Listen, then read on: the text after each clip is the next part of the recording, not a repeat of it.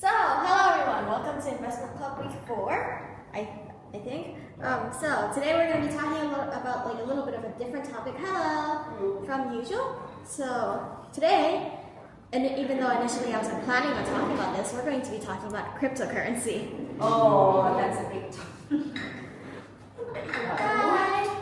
Everyone is making money right now. So whoever invested. So, last week or 2 weeks ago, someone asked me if I would be talking about cryptocurrency at all.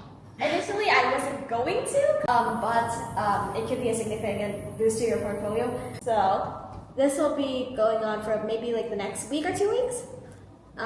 So, before diving into any investment ideas, you have to know the basics of crypto 101 basically. So, I also need to point out that if you don't know Crypto 101, it's like knowing stocks, not knowing what they are, but investing anyways. It's going to be weird, speculating. So, without the foundation, you can't come up with a smart investment, right? So, we'll be covering a lot of theory today. So bear with me. It might be a little bit boring. So, I've seen this misconception online around a lot. So I'm going to address it real quick. Cryptocurrency is not limited to Bitcoin. There's also many other cryptocurrencies. Ethereum, if you've heard of it, Dogecoin. Rather, Bitcoin is a subset of cryptocurrency, just one type. So it's not, blockchain is also not the same as Bitcoin. Bitcoin is just one use case of blockchain. So, let's start with what a blockchain is. So, think of blockchain like a iCloud service, iCloud, Google Drive, whatever Microsoft has. I have never used Microsoft. So it's kind of similar to a cloud, right? The only difference is those cloud service providers are like iCloud, Google, they're all managed by one company. So they're respective companies. So blockchain is decentralized. That means it's run by many different nodes or people. Think of them like mini service providers that are running all over the world. It can be operated by either individuals or organizations. So here's an analogy, so it's a little bit easier to understand, also so it doesn't get boring real quick. So imagine you have a live group chat, okay? Now let's assume that only me and you are in this group chat. Nobody outside obviously is going to be able to see these messages, right, that we send. Now imagine I say to you, I'm going to give you 1 million back. So the message would only exist on my device and your device, correct? So if I wanted to take that back and maybe I couldn't come up with the money if I wanted to change my mind, then there would be no evidence to prove that I ever said that, if I deleted my message or anything, or if you didn't take a photo. But on the other hand, if this group chat is not just you and me, it's going to be 100,000 people all over the world. If I send you that message, I'm going to give you 1 million back. If I wanted to take it back later, it'd be very, very difficult for me to take it back, right? Because everyone would have been able to see oh, you said this, why are you taking it back? So that's what I just said. So iCloud or Google Drive would be the first scenario. The only interactions that are happening are between you and the service provider. So they could, you interact with each other without anyone else being involved. The centralized system depends on the trust between you and your service provider. The cloud provider holds all the authority. They can suspend your account, they can block your account, they can shut it down altogether. They also have the power to, if they wanted to, change your files or delete anything. But with blockchain, it's the second scenario. There are thousands of people who see the conversations or the transactions happening in this case. So everyone can see these transactions, meaning that there's no secrets, everyone will see it. Okay? So it's decentralized, that means no single entity can change, change or interact with their account in any way. And most importantly, anything recorded in the blockchain is not changeable, so it's immutable. I'll tell you why that's important later. So here's the photo, so it's a little bit easier to understand. So you can see here with a centralized database, you have just one database and it's going to many people, right? For a blockchain database, however, every computer essentially acts as its database. So you can see that the information is linking it together. So the advantages of blockchain, one of them is trust. You can interact with strangers knowing like your transactions are validated, like not like scamming. This ensures that altering the information is basically not possible because everyone sees the transaction, and if someone changes it, everyone's gonna like, it's like you have a notes and your friend has notes, like your money friend has notes, and your notes are different from them. So obviously your notes are probably wrong, right? It's kind of like that, if you understand, if that makes sense. So reliability. So you know when Facebook goes down randomly because the server overloads? Or like when you go to the grocery store, you try to buy stuff and the bank app just will not work? Yeah, that's because those services are centrally managed. That means they have like one or maybe like few servers, but if one goes down, then the whole system kind of just dies for a bit. For blockchain, it's decentralized. That means there's many people running it all over the world. So if like a few nodes go down, it's gonna be fine because everyone else has it like covered. Privacy. So your account on the blockchain is represented by something like this huge number I'm not going to read. So it's kind of like a username essentially. It makes it extremely difficult for anyone to identify the owner of the account. So this is actually why hackers usually ask for their payment in blockchain, in like currency, cryptocurrency or blockchain, because they won't be able to trace back to it. Now it's disadvantages. Speed. Each transaction on the blockchain must be verified by thousands of people, right? So, being verified by thousands of people, that information has to take time to be validated, right?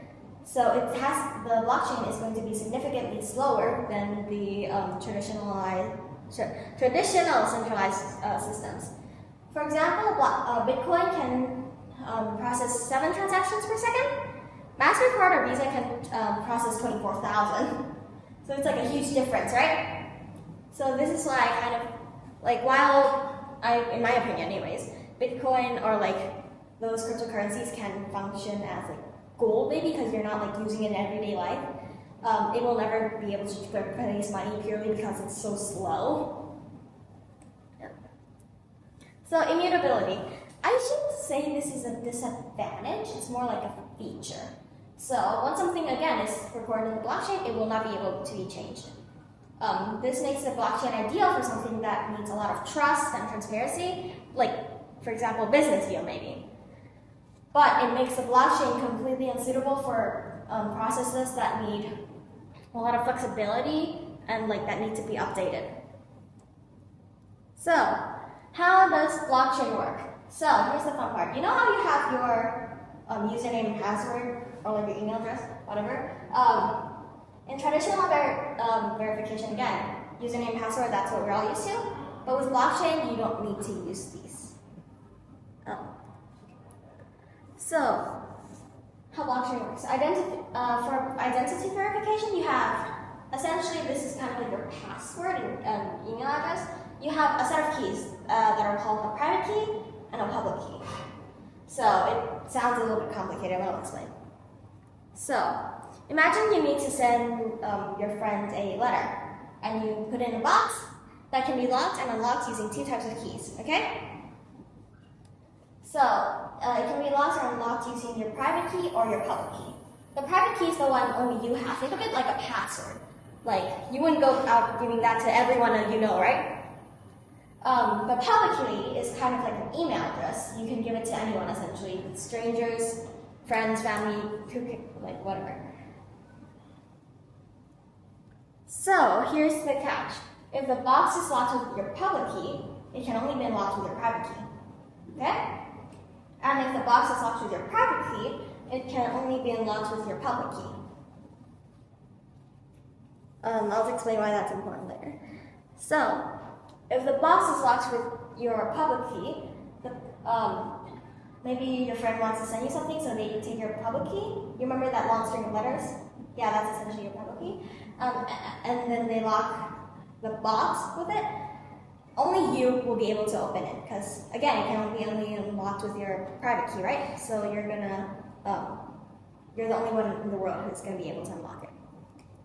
Again, this just makes sure that if someone says something to you, you're the only eyes that ever see it. So if the box is launched with your private key, essentially, so if you send something to someone, that means you were the only person that could have written it, because you're the only one with your private key, unless you give it out to someone, which you shouldn't do. But anyone with your public key would be able to unlock it and see like the transactions. Again, it just makes sure that the letter inside the box was definitely created by you. You could probably use this to, like, for example, to like create your will. Like, I definitely wrote this. This was not forged by anyone. So this can be used to verify that a transaction was actually initiated by the person who it says it was initiated by. Essentially, I'll explain that later. So, essentially, how a blockchain works. Imagine you have like an Excel spreadsheet, or you know those like ledger books, I believe they're called, where you like keep transactions. Imagine just that for now. So imagine you have a transaction journal for people transferring gold coins to each other. So maybe your first transaction, Bob transfers 10 gold coins to Alice, Alice transfers 2 to Emma on the second line, so on and so forth until, let's say, it reaches 1,000 transactions, okay? So, I'll explain that later. Keep that in the back of your mind. So, in the real world, the person's name, it would not be name, just your name, because we just use that for simplicity. It would be your long public key name. So each transaction is added by the sender of the one who initiated the transaction using their public key. Once 1,000 transactions are recorded, we need to include a special number called a nonce at the end of the file, which we'll get back to that next week because that is a whole other thing and it's a lot. For now, let's keep that idea in mind. So essentially, I will explain why your public key can be used to check if you actually initiated the transaction. So essentially, let's say Matthew wants to pretend to be Bob. So he transfers, let's say, 10 gold coins to Alice, and he locks it with his private key. So if he claims that it was sent by Bob, he could the people who wanted to check it could just use Bob's public key and try to unlock it, which of course it's not going to work. It's not the same set of keys, right? So it won't be able to unlock, so that means Matthew's lying. So that's kind of how you check if the initiator of the transaction was actually the person who did it. So, new concept, it'll link later, I promise. A hashing function. I'll just read off this because this is the technical term. A hashing function is a mathematical algorithm that takes an input, or a message, or your data, and returns a fixed size string of characters, which is typically a hexadecimal value. This output is called the hash value. It's unique for every character you add, and it's nearly impossible to reverse engineer. I'm pretty sure it is impossible. So, think of it like a math equation. So, this. If you use a calculator, you'd be able to tell it's 43.63. But imagine I told you, okay, I didn't give you the equation, right? I don't know if you can see that. I just gave you 43.63. Would you be able to reverse engineer 43.63 to that? Probably not, right? It could have come from 23.63 plus 20. So a hash value works in essentially the same way, but it's easier if I show you, so I prepared a link. If I can open that. Well, here it is. So you see this here? That is the hash at the moment. I'm going to sit down so this is easier. So let's say we record a transaction. So let's say, just notice the hash. So let's say Bob sent 10 gold coins to. So you can see how with every character it changes, right? If I even add a space, it's going to change. If I enter, it's also going to change. If I add a dot, it's also going to change. Essentially what I'm telling you is if it's even altered like a little bit, it's going to change. So keep that in the back of your mind. So each of your spreadsheets or blocks will have to be contain 5 elements. So your hash value of your previous spreadsheet, your line, like your content, which is your line of transactions, anons. Again, we'll explain that next week. Oh, but some of you aren't here next week. It's okay. Sorry. It's okay. A hash value of the block and a timestamp, essentially when it was created. In blockchain, a file would be that like elements, 5 elements, again, is called block. So the next block, which is a separate file, will link to the previous block by including the hash value of the previous block as its header. I'll show you in a picture because that's easier to understand. It creates just essentially a connection, and so it's cryptographically linked to each other. And that's why it's called a blockchain, because you kind of link them together with hash. So it'll be easier if you look at this photo. So imagine you have your first block. The Genesis block just means the first block of the system. So you have your lines of data, right? Your transactions. And then you have your previous hash, which is obviously going to be 000, first block again. So if I put a 000 and I put these data, do you remember the text block I had? If I put these together, this will be the hash it spits out for me. And then I'm going to use this as an input for my next block. So you'll have your data, and then you're going to put this in the text box as well, and then it's going to spit out this hash. And then it'll do the same thing on and on and on. That's why tampering with blockchain is completely impossible, because if even one thing changes, you could see if I press spacebar, it changes. Everything after that, because this change it's going to change this, and it's going to on and on and on. So again, one small change, if even one small change is made to a block, its hash will change. This means the hash of every block after that will also change, because the one before it changed. So, for example, if you change block 35, all the subsequent blocks after block 35 will change. This will break the chain essentially, and everyone will see that, hey, something's wrong, someone altered block 35. So this structure helps keep the blockchain secure and untamperable, if that's one. So,